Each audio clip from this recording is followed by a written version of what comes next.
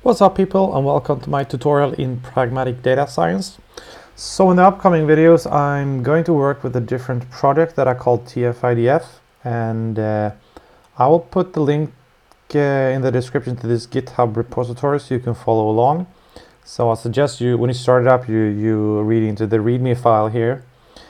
And what I will be doing in these coming videos is I will work with the data set from Kaggle. It's in the readme file here.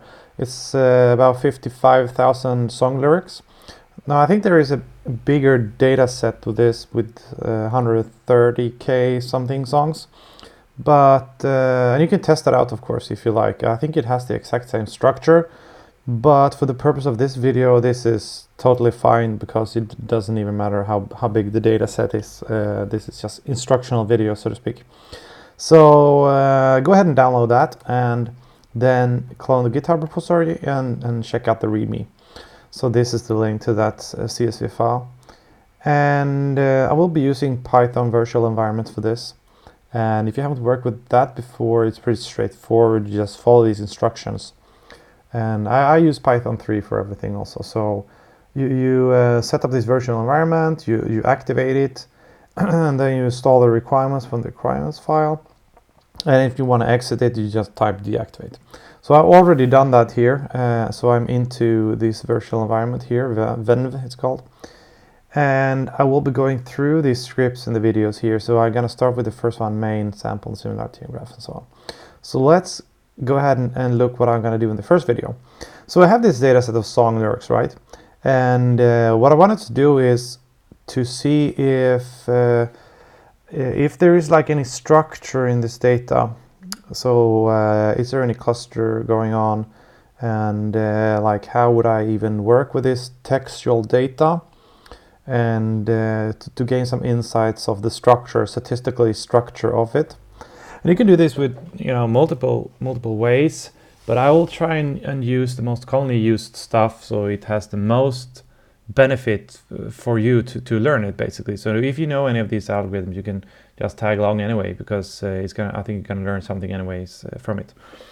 But that is the point that I will try to figure out. Basically, is there any structure in this data? So I will start in the first video with an algorithm called tfidf, which basically means term frequency inverted document frequency. So take a second to reflect on what that actually means. So term frequency. So the term here is a word. So for example, look, at, and the. And I will be naming the terms like words in the source code. And the frequency, just say how often does it occur in a song lyric. So that's the term frequency, okay, the word count of the frequency count of the words in the song. And the inverted document frequency. So the document frequency is basically, again, taking all the terms and see how many documents, do this word occur in. So the document frequency, not how often in the document, but just if it is in the document or not. And then inverted, so 1 minus that. So that's what it does. So what do you use this for? You use this for example, let's say in this case we have song lyrics, and we want to compare different song lyrics with each other. So you can use tfidf to find good tags of text. So you're gonna get a high score if you have a word that occurs very frequently within a song, but it is very infrequent in general within the documents. So the inverted document frequency is low, but the term frequency is high within the document. Then you're gonna get a high score for that word, for the document. So what this means in practice is that that word is probably a good tag for the document. And that's how I'm gonna use it. I'm gonna use it like we have a text of a document, and then you wanna find good tags for it. And then later we're going to use these tags to make similarity measurements between the documents. So let's go ahead and dive into the main source code here and see what's going on.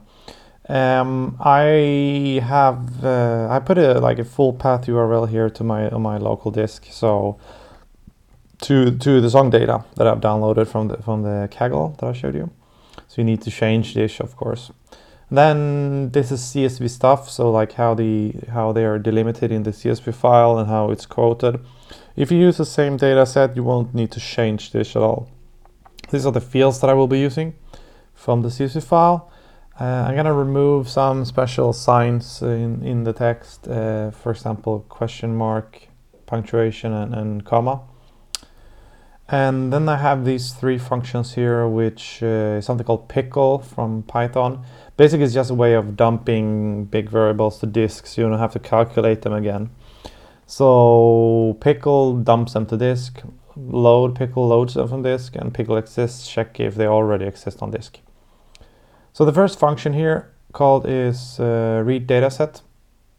So in this, what I do here is I have a document frequency, and then I have words, and I have a list of all the documents and a counter. So if I already have calculated this, so the pickle exists for these variables, I just load them from the pickle, and that's fine. But in case they don't exist, I read it in the CSV file with this delimiter and quote car and everything that I showed you. And for each row in the reader, so a row here will be a song basically. So I read, I build up a document here, and I give it the text field here. So this is a song text, and I build a document for that. So let's see how that looks. It's in here somewhere. Here it is. So I get the raw text here. I check the length of the raw text that I will need later. I have a dictionary of all the words. I just split them on white space, strip out all the white space and make sure that the length is greater than 0, so it's not empty basically.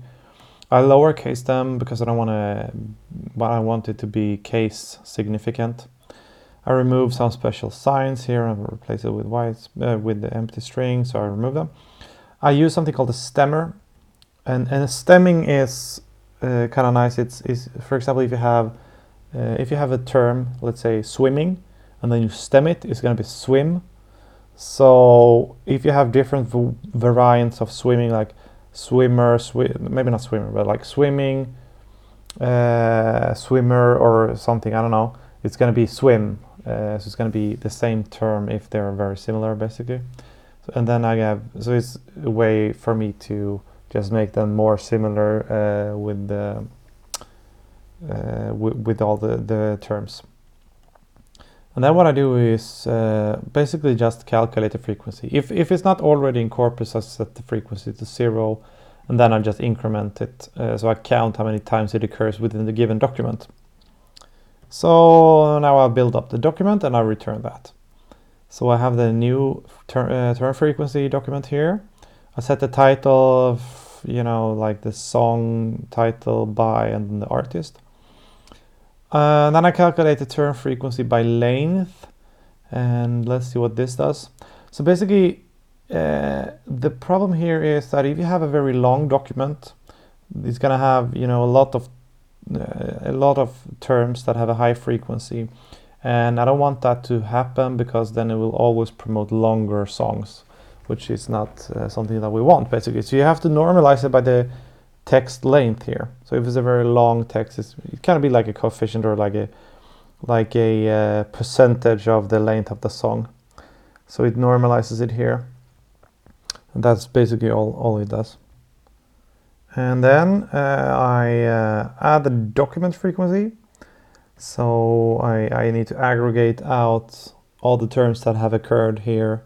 So for these documents, I have the document frequency. I just say that for each word that occurs, I don't mind how often it occurs within the document. I just say that it has occurred, so I increment it here. Basically, that's all. So, and then I append the document to the list of all documents. And this is only for printing. I just print the progress so I know where I'm at. So this is all that is done for each document.